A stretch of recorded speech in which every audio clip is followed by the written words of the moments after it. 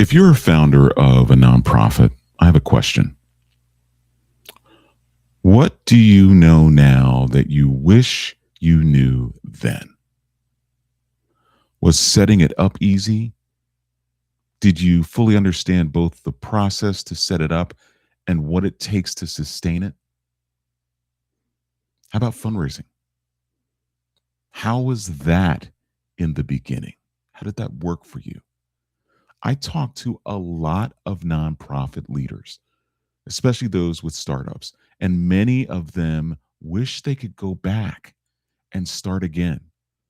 Today, I'm going to talk about starting a nonprofit and what fundraising mistakes you can avoid and what you should do instead. That is our focus on this episode. Let's huddle up.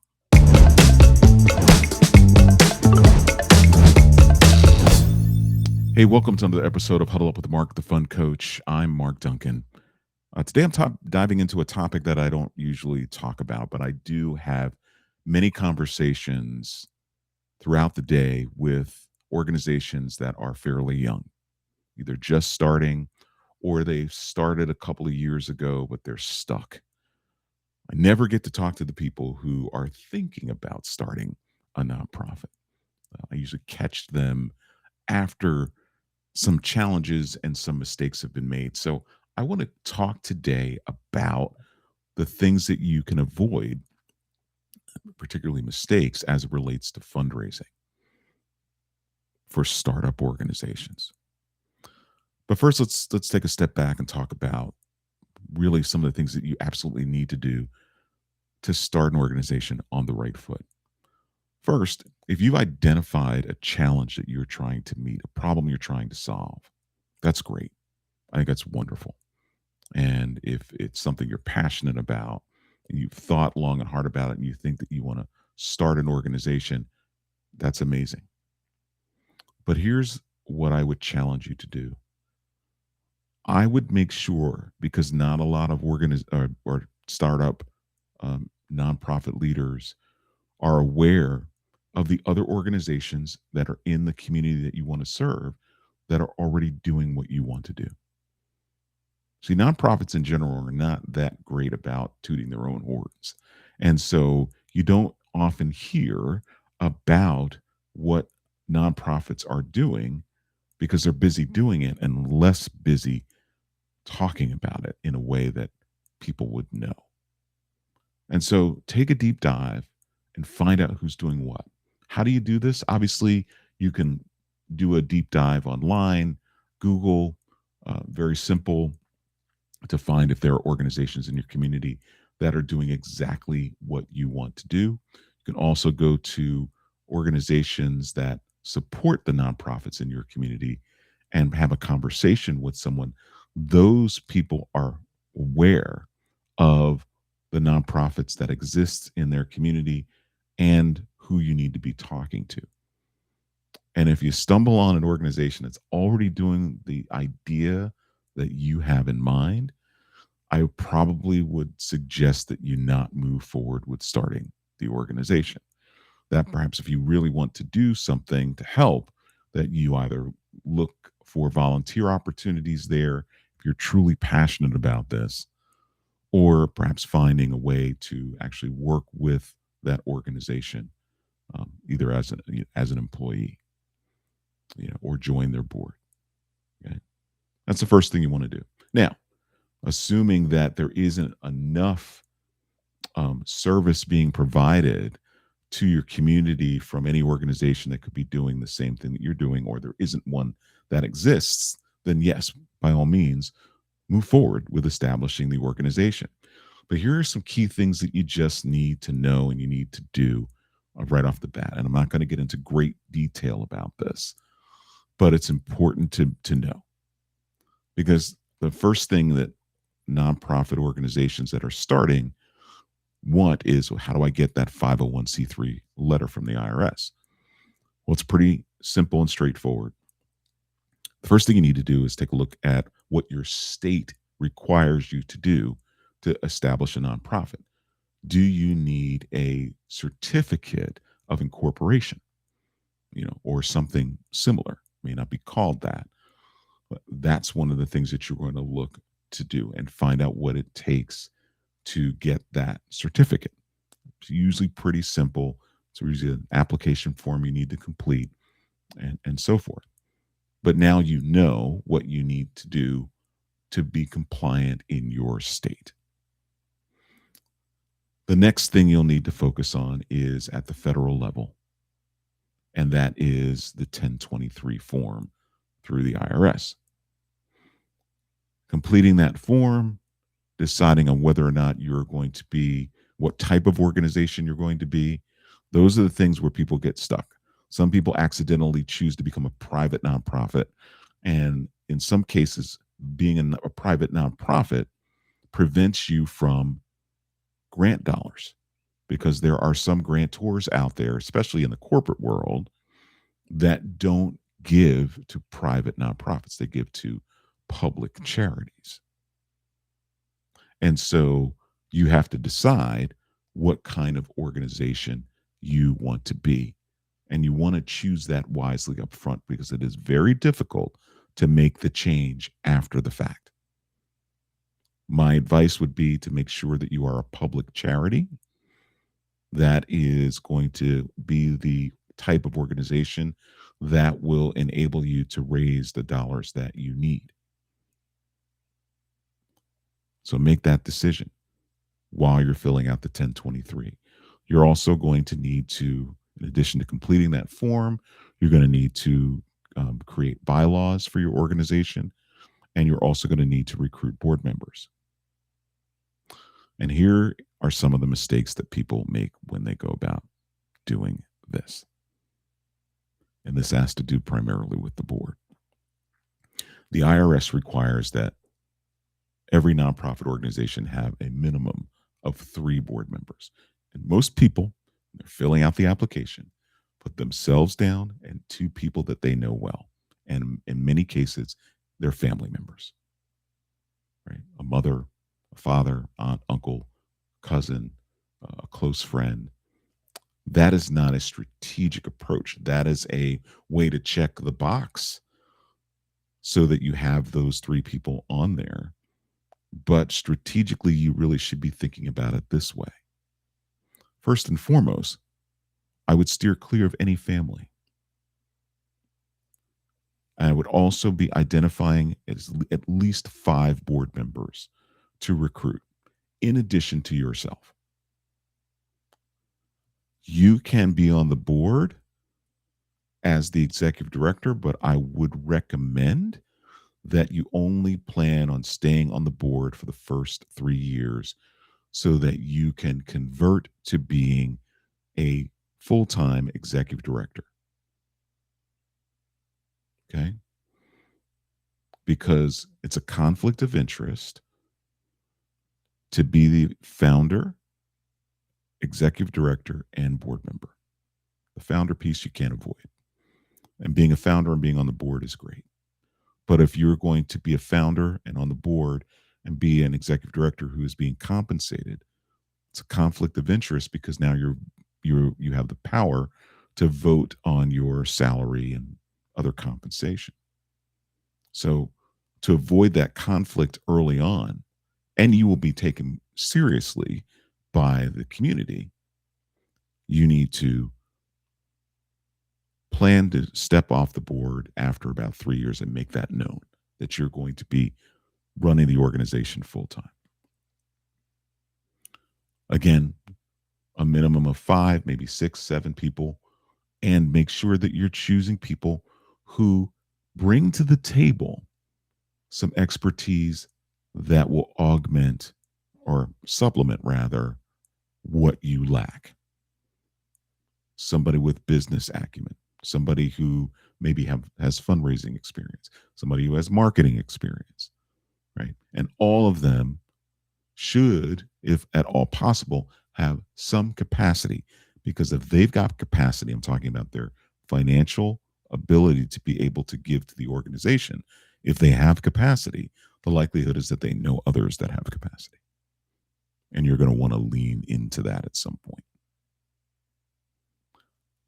And finally, with the board, You want to make sure that when you, in your bylaws, when you are putting together the term limits for your board, that you also have classes for your board, meaning that, first of all, that board members are on the board for a specific period of time, and that they rotate off in a staggered fashion so that you don't have board members all rotating off your founding board all at the same time and you're starting over. Big mistake I've seen organizations make. And it's hard to get back into that because now you got to bring on an entirely new board because you had to rotate everybody off. And definitely have term limits. Some organizations don't have term limits. And in some cases, opportunities that would otherwise present themselves to rotate someone off that may not be a good fit or is no longer a good fit makes it more challenging when you don't have term limits. Okay.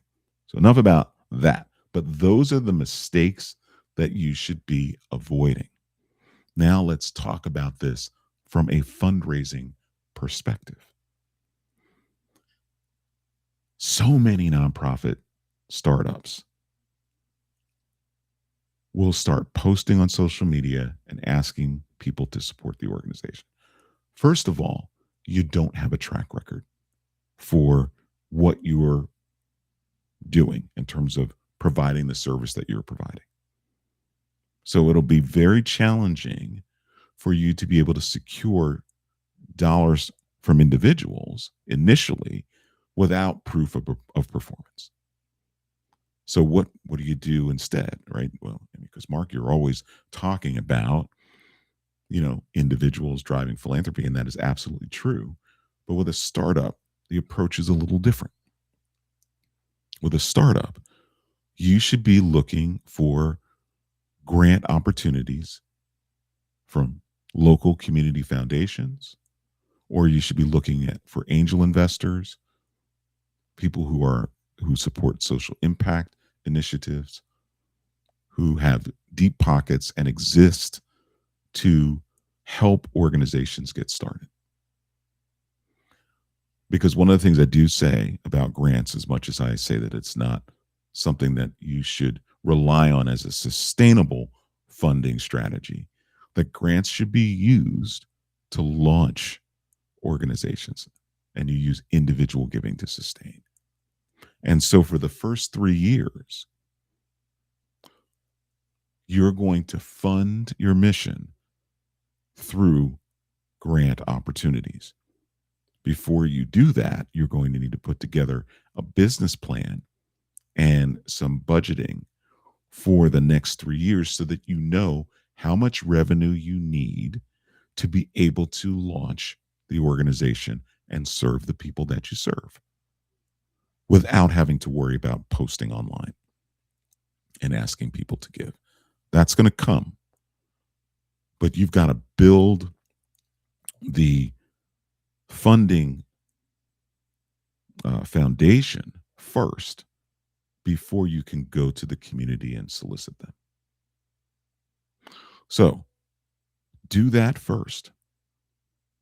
Do that homework first about what foundations will be willing to support your mission.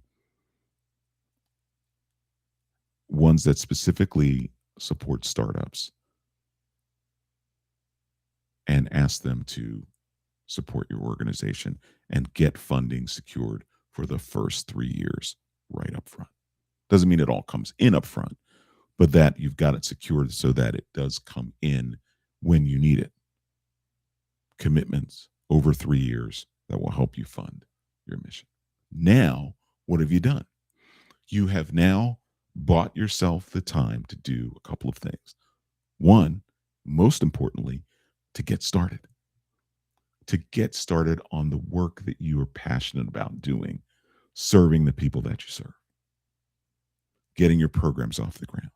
If it requires a facility, making sure that you have, a place to exist. All of this has to be part of your business plan, and all of this has to be what you're asking for to be funded.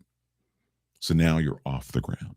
Now that you're starting, now you can start to bring people in to your ecosystem to learn more about who you are and what you do.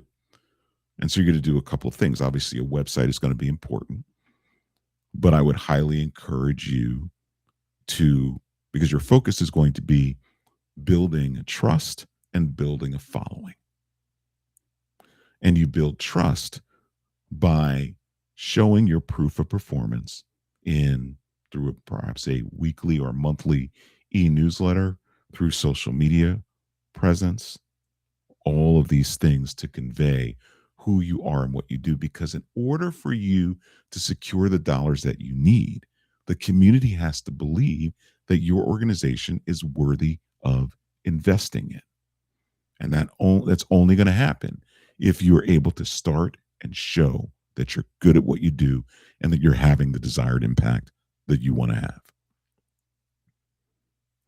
So, building that following, having a social media presence, building an email list. So, have an on your website. Hey, want to learn more about us? Want to follow us? You want updates in your inbox? Click here and subscribe to our newsletter. And that's where you begin to nurture your followers from the internet or friends of the board or whoever that may be, and growing that, because you've got 3 years to ramp up, because the objective in 3 years is to replace the funding that you have secured for the first 3 years over the lifetime of the organization. That doesn't mean you're not going to secure grants going down the road, because you may have new programs you want to launch, right? Or there may be some grant opportunities that will support your bottom line. But if you know anything about philanthropy, it's driven by people. And over 70% of all giving comes from individuals. And so that's why I'm recommending this as a strategy. Now, once you have that following, now, and you telling that story and you're showing that proof of performance, and if it's appropriate for you to have the people being served provide testimonials and those kinds of things, now you can begin to ask people to solicit. And if you're going to do that, I would highly recommend that you ask people to do it on a monthly basis. So we know about monthly recurring giving. I highly recommend that you engage in that early in the process. $5 a month, $10 a month. Gets people in the habit of supporting your organization. It starts to build that culture of philanthropy that you desperately need as an organization getting started. And it also gives you a revenue stream. So that's the strategy to help you build. And then over the course of the next 3 years, you're going to grow your individual donors. Now, what's happening on the board side? The reason why you're going to identify the board members that you need that I talked about earlier is because you want to leverage their network. This is where your first major gifts can come from. People who are serving on your board, who are trusted by people who have capacity, who they can introduce to you so that you can create that trusting relationship, make the case, make the ask, and close the deal. So now you're working both ends of the spectrum over the course of the 3 years. Okay. So these are things that many startups don't do, in addition to the mistakes that are made around board recruitment or lack thereof, making themselves members of the board and the executive director, and also not doing their homework as it relates to possibly duplicating efforts in the community. These things can be a real problem and can be what kills a nonprofit from really moving forward and getting off the ground. So I hope this has been helpful to you. I don't often talk about this, but I have these conversations often. And I think it's important for you all to be aware that, organizations that are getting started have to be done in a way that is strategic, thoughtful, and most importantly, impactful. Because at the end of the day, this fundraising thing, it's not about the dollars. It's about what the dollars do for the people that you serve. Thank you for listening. Thank you for watching, and we'll see you next time.